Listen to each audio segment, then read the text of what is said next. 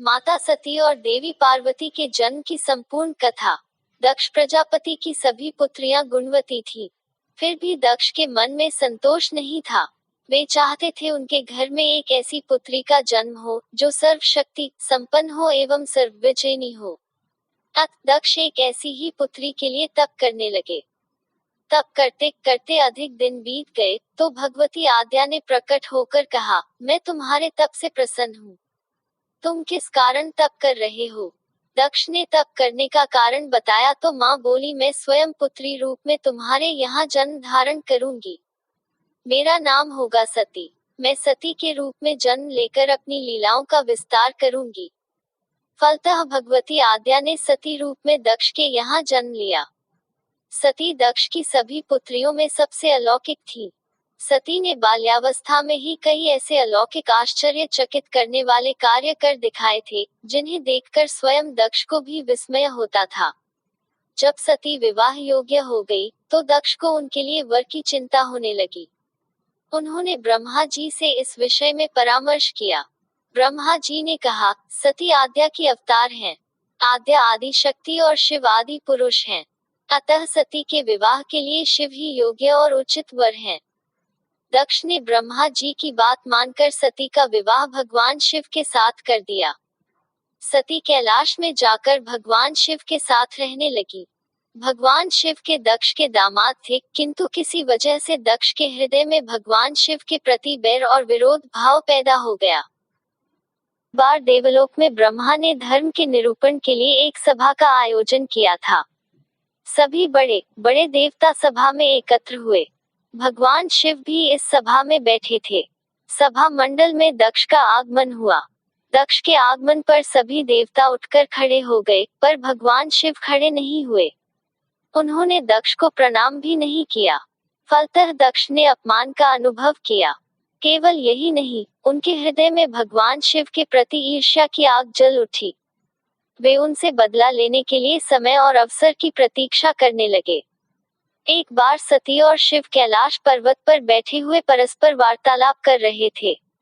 उसी समय आकाश मार्ग से कई विमान कनखल की ओर जाते हुए दिखाई पड़े। सती ने उन विमानों को देखकर भगवान शिव से पूछा, प्रभु, ये सभी विमान किसके हैं और कहाँ जा रहे हैं? भगवान शक्र ने उत्तर दिया, आपके पिता ने बड़े यज्ञ का आयोजन किया है। समस्त देवता और देवांगनाएं इन विमानों में बैठकर उसी यज्ञ में सम्मिलित होने के लिए जा रहे हैं। इस पर सती ने दूसरा प्रश्न किया, क्या मेरे पिता ने आपको यज्ञ में सम्मिलित होने के लिए नहीं बुलाया? भगवान शंकर ने उत्तर दिया, आपके पिता मुझसे बैर रखते हैं, फिर वे मुझे क्यों बुलाने लगे? सती मन ही मन सोचने लगी, फिर बोली, यज्ञ के इस अवसर पर अवश्य मेरी सभी बहनें आएंगी। उनसे मिले हुए बहुत दिन हो गए। यदि आपकी अनुमति हो तो मैं भी अपने पिता के घर जाना चाहती हूँ। यज्ञ में सम्मिलित हो लूंगी और बहनों से भी मिलने का सुअवसर मिलेगा। भगवान शिव ने उत्तर दिया, इस समय वहां जाना उचित नहीं होगा। आपके पिता मुझसे बैर रखते हैं, हो सकता है वे आपका भी अपमान करें। बिना बुलाए किसी के घर जाना उचित नहीं होता है। इस पर सती ने प्रश्न किया, ऐसा क्यों? भगवान शिव ने उत्तर दिया, विवाहिता लड़की को बिना बुलाए पिता के घर नहीं जाना चाहिए, क्योंकि विवाह हो जाने पर लड़की अपने पति की हो जाती है। पिता के घर से उसका संबंध टूट जाता है। लेकिन सती पीहर जाने के लिए हठ करती रही। अपनी बात बार बार दोहराती रही। उनकी इच्छा देखकर भगवान शिव ने पीहर जाने की अनुमति दे दी। उनके साथ अपना एक गण भी साथ में भेज दिया। उस गण का नाम वीरभद्र था। सती वीरभद्र के साथ अपने पिता के घर गई। घर में सती से किसी ने भी प्रेम पूर्वक वार्तालाप नहीं किया। दक्ष ने उन्हें देखकर कहा, तुम क्या यहाँ मेरा अपमान कराने आए हो? अपनी बहनों को तो देखो, वे किस प्रकार भांति भांति के अलंकारों और सुंदर वस्त्रों से सुसज्जित हैं। तुम्हारे शरीर पर मात्र बाघांबर हैं। तुम्हारा पति श्मशानवासी और भूतों का नायक है। वह तुम्हें बाघांबर छोड़कर और पहना ही क्या सकता है? दक्ष के कथन से सती के हृदय में पश्चाताप का सागर उमड़ पड़ा। वे सोचने लगी, उन्होंने यहाँ आकर अच्छा नहीं किया। भगवान ठीक ही कह रहे थे, बिना बुलाए पिता के घर भी नहीं जाना चाहिए। पर अब क्या हो सकता है? अब तो आ ही गई हूँ थे। पिता के कटु और अपमानजनक शब्द सुनकर भी सती मौन रही। वे उस यज्ञ मंडल में गईं जहां सभी देवता और ऋषि मुनि बैठे थे तथा यज्ञ कुंड में धू धू करती जलती हुई अग्नि में आहुतियां डाली जा रही थी। सती ने यज्ञ मंडप में सभी देवताओं के तो भाग देखे किंतु भगवान शिव का भाग नहीं देखा। वे भगवान शिव का भाग न देखकर अपने पिता से बोली, पितृश्रेष्ठ, यज्ञ में तो सबके भाग दिखाई पड़ रहे हैं किंतु कैलाशपति का भाग नहीं है। आपने उनका भाग क्यों नहीं रखा? दक्ष ने गर्व से उत्तर दिया, मैं तुम्हारे पति शिव को देवता नहीं समझता। वह तो भूतों का स्वामी, नग्न रहने वाला और हड्डियों की माला धारण करने वाला है। वह देवताओं की पंक्ति में बैठने योग्य नहीं है। उसे कौन भाग देगा? सती के नेत्र लाल हो उठे। उनका मुखमंडल प्रलय के सूर्य की भांति तेजोदीप्त हो उठा। उन्होंने पीड़ा से तिलमिलाते हुए कहा, ओह, मैं इन शब्दों को कैसे सुन रही हूँ, मुझे धिक्कार है। देवताओं, तुम्हें भी धिक्कार है। तुम भी उन कैलाशपति के लिए इन शब्दों को कैसे सुन रहे हो जो मंगल के प्रतीक हैं और जो क्षण मात्र में संपूर्ण सृष्टि को नष्ट करने की शक्ति रखते हैं। वे मेरे स्वामी हैं। नारी के लिए उसका पति ही स्वर्ग होता है। जो नारी अपने पति के लिए अपमानजनक शब्दों को सुनती है उसे नरक में जाना पड़ता है। पृथ्वी सुनो, आकाश सुनो और देवताओं तुम भी सुनो। मेरे पिता ने मेरे स्वामी का अपमान किया है। मैं अब एक क्षण भी जीवित रहना नहीं चाहती। सती अपने कथन को समाप्त करती हुई यज्ञ के कुंड में कूद पड़ी। जलती हुई आहुतियों के साथ उनका शरीर भी जलने लगा। यज्ञ मंडप में खलबली पैदा हो गई, हाहाकार मच गया। देवता उठकर खड़े हो गए। वीरभद्र क्रोध से कांप उठे। वे उछल उछल कर यज्ञ का विध्वंस करने लगे। यज्ञ मंडप में भगदड़ मच गई। देवता और ऋषि मुनि भाग खड़े हुए। वीरभद्र ने देखते ही देखते दक्ष का मस्तक काटकर फेंक दिया। समाचार भगवान शिव के कानों में भी पड़ा। वे प्रचंड आंधी की भांति कनखल जा पहुंचे। सती के जले हुए शरीर को देखकर भगवान शिव ने अपने आप को भूल गए। सती के प्रेम और उनकी भक्ति ने शंकर के मन को व्याकुल कर दिया।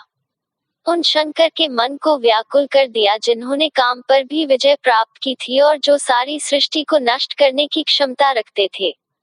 वे सती के प्रेम में खो गए, बेसुध हो गए। भगवान शिव ने उन्मत्त की भांति सती के जले हुए शरीर को कंधे पर रख लिया। वे सभी दिशाओं में भ्रमण करने लगे। शिव और सती के इस अलौकिक प्रेम को देखकर पृथ्वी रुक गई, हवा रुक गई, जल का प्रवाह ठहर गया और रुक गई देवताओं की सांसें। सृष्टि व्याकुल हो उठी। सृष्टि के प्राणी पुकारने लगे, त्राहिमाम, त्राहिमाम। भयानक संकट उपस्थित देखकर सृष्टि के पालक भगवान विष्णु आगे बढ़े।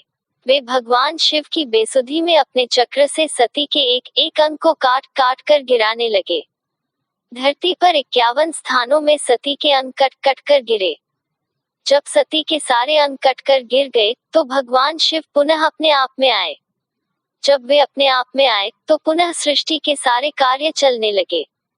धरती पर जिन 51 स्थानों में सती के अंग कट कट कर गिरे थे, वही स्थान आज शक्तिपीठ माने जाते हैं। आज भी उन स्थानों में सती का पूजन होता है, उपासना होती है। धन्य था शिव और सती का प्रेम। शिव और सती के प्रेम ने उन्हें अमर और वंदनीय बना दिया। पार्वती के रूप में जन्म, बाद में सती के विरह में शंकर जी की दयनीय दशा हो गई। वे हर पल सती का ही ध्यान करते रहते और उन्हीं की चर्चा में व्यस्त रहते। उधर सती ने भी शरीर का त्याग करते समय संकल्प किया था कि मैं राजा हिमालय के यहाँ जन्म लेकर शंकर जी की अर्धांगिनी बनूं। जगदम्बा का संकल्प व्यर्थ होने से तो रहा। वे उचित समय पर राजा हिमालय की पत्नी मेनका के गर्भ में प्रविष्ट होकर उनकी कोख में से प्रकट हुई। पर्वतराज की पुत्री होने के कारण वे पार्वती कहलाईं। जब पार्वती बड़ी होकर सयानी हुई तो उनके माता पिता को अच्छा वर तलाश करने की चिंता सताने लगी। एक दिन अचानक देवर्षि नारद राजा हिमालय के महल में आ पहुंचे और पार्वती को देख कहने लगे कि इसका विवाह शंकर जी के साथ होना चाहिए और वे ही सभी दृष्टि से इसके योग्य हैं। पार्वती के माता पिता के आनंद का यह जानकर ठिकाना न रहा कि साक्षात जगन्माता सती ही उनके यहाँ प्रकट हुई है। वे मन ही मन भाग्य को सराहने लगे। एक दिन अचानक भगवान शंकर सती के विरह में घूमते घूमते उसी प्रदेश में जा पहुंचे और पास ही के स्थान गंगावतरण में तपस्या करने लगे। जब हिमालय को इसकी जानकारी मिली तो वे पार्वती को लेकर शिवजी के पास गए। वहां राजा ने शिवजी से विनम्रता पूर्वक अपनी पुत्री को सेवा में ग्रहण करने की प्रार्थना की। शिवजी ने पहले तो आनाकानी की, किंतु पार्वती की भक्ति देखकर वे उनका आग्रह न टाल न सके। शिवजी से अनुमति मिलने के बाद तो पार्वती प्रतिदिन अपनी सखियों को साथ ले उनकी सेवा करने लगी। पार्वती हमेशा इस बात का सदा ध्यान रखती थी कि शिवजी को किसी भी प्रकार का कष्ट न हो। वे हमेशा उनके चरण धोकर चरणोदक ग्रहण करती और षोडशोपचार से पूजा करती। इसी तरह पार्वती को भगवान शंकर की सेवा करते दीर्घ समय व्यतीत हो गया। किंतु पार्वती जैसी सुंदर बाला से इस प्रकार एकांत में सेवा लेते रहने पर भी शंकर के मन में कभी विकार नहीं हुआ। वे सदा अपनी समाधि में ही निश्चल रहते। उधर देवताओं को तारक नाम का असुर बड़ा त्रास देने लगा। यह जानकर कि शिव के पुत्र से ही तारक की मृत्यु हो सकती है, सभी देवता शिव पार्वती का विवाह कराने की चेष्टा करने लगे। उन्होंने शिव को पार्वती के प्रति अनुरक्त करने के लिए कामदेव को उनके पास भेजा, किंतु पुष्पायुध का पुष्प बाण भी शंकर के मन को विक्षुब्ध न कर सका। उल्टा कामदेव उनकी क्रोधाग्नि से भस्म हो गए। इसके बाद शंकर भी वहां अधिक रहना अपनी तपश्चर्या के लिए अंतराय रूप समझ कैलाश की ओर चल दिए। पार्वती को शंकर की सेवा से वंचित होने का बड़ा दुख हुआ, किंतु उन्होंने निराश न होकर अब की बार तप द्वारा शंकर को संतुष्ट करने की मन में ठानी। उनकी माता ने उन्हें सुकुमार एवं तप के अयोग्य समझकर बहुत मना किया, इसीलिए उनका उमा माँ तप न करो नाम प्रसिद्ध हुआ। किंतु पार्वती पर इसका असर न हुआ। अपने संकल्प से वे तनिक भी विचलित नहीं हुई। वे भी घर से निकल उसी शिखर पर तपस्या करने लगी जहां शिवजी ने तपस्या की थी। तभी से लोग उस शिखर को गौरी शिखर कहने लगे। वहां उन्होंने पहले वर्ष फलाहार से जीवन व्यतीत किया, दूसरे वर्ष वे पर्ण वृक्षों के पत्ते खाकर रहने लगी और फिर तो उन्होंने पर्ण का भी त्याग कर दिया और इसीलिए वे अपर्णा कहलाए। इस प्रकार पार्वती ने 3000 वर्ष तक तपस्या की। उनकी कठोर तपस्या को देख ऋषि मुनि भी दंग रह गए। अंत में भगवान आशुतोष का आसन हिला। उन्होंने पार्वती की परीक्षा के लिए पहले सप्तर्षियों को भेजा और पीछे स्वयं वटुवेश धारण कर पार्वती की परीक्षा के निमित्त प्रस्थान किया। ऐसे ही नॉलेज के लिए सब्सक्राइब माय यूट्यूब चैनल।